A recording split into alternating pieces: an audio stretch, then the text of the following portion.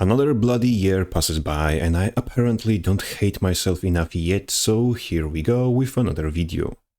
2023 was an odd time to be alive, as seemingly everything slowly collapses before our very eyes, but everyone seems to be used to it at this point.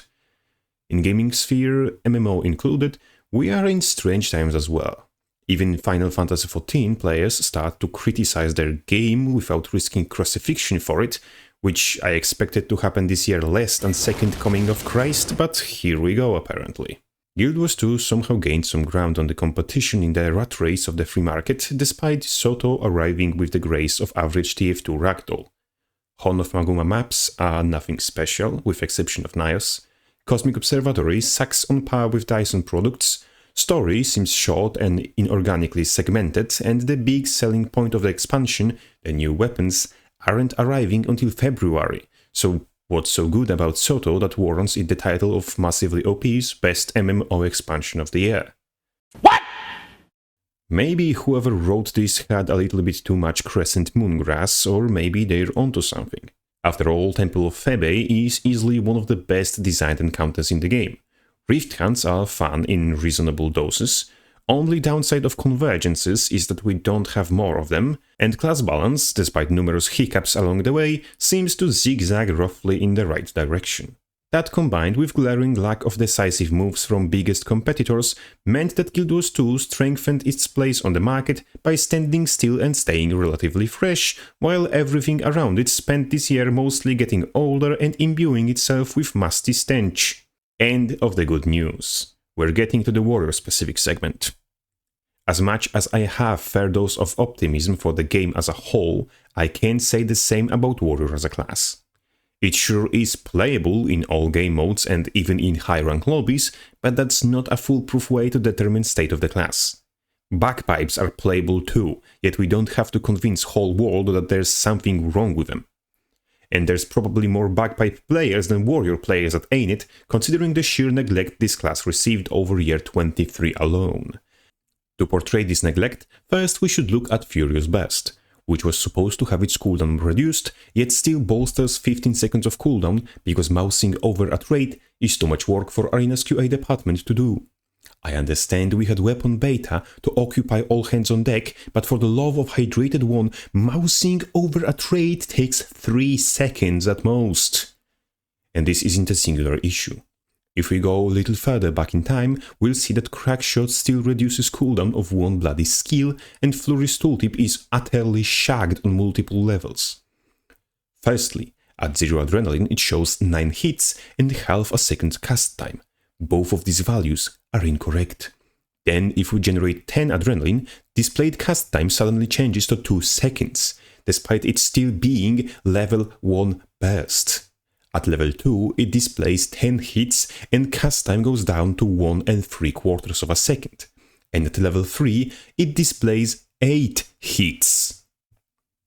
In June this year, Flurry was changed to do 6, 7 and 8 hits each adrenaline level, and do respectively that much bleeding. You can see that bleed procs are displayed properly, but number of hits and cast time aren't. Visible bugs aside, we also got questionable balance and design decisions alongside the good ones.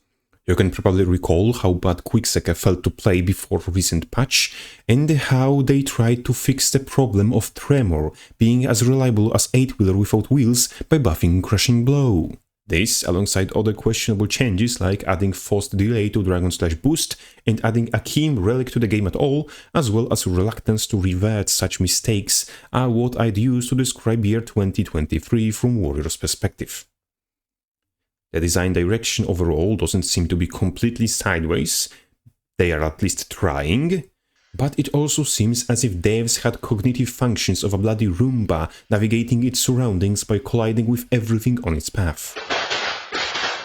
Not very optimistic way to think about things, considering we'll have to deal with whatever comes in the future.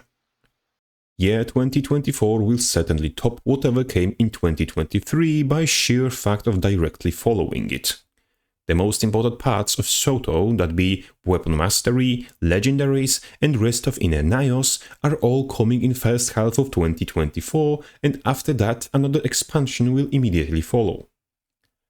This not being first year of new content production cycle and any team going back to pre-layoff size means less time will be spent figuring out what the grog are we supposed to do, and more people will actually do stuff over the year.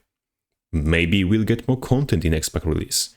Maybe we'll get better or more frequent balance patches. Maybe next patch of rehashed weapons will disappoint less than half of the player base, maybe they'll crack down on bugs and shag the tooltips, maybe they'll finally realize warrior mains exist and they can hire one, or maybe, just maybe, all of the above. Yeah, let's not get too optimistic too early. Everyone is yet to be disappointed with Inner Nios meta event in its full glory. We didn't saw February's episode of Hydrated One's Bizarre Adventure, that is first quarterly balance patch of 2024, and we know nothing of 5th expansion, so we might get everything in between Trip to Hell with a Shotgun and Cat Girl Strippers. Optimism did in fact kill people before, so be wary with it, at least before we have actual basis for it and not just cheerful assumptions. One is for certain, whatever comes in 2024 certainly won't be worse than Soto. Because that's the bar Arena fell below only once before, and someone certainly got his balls put into femur breaker for it. That's all from me this year. Comment what you think about passing and coming year, tell me what you liked about my content and what you missed, what you'd like to see more of in upcoming year. After all, I have nothing better to do than to read your comments and make videos. With that in mind, Happy New Year and Crabface out.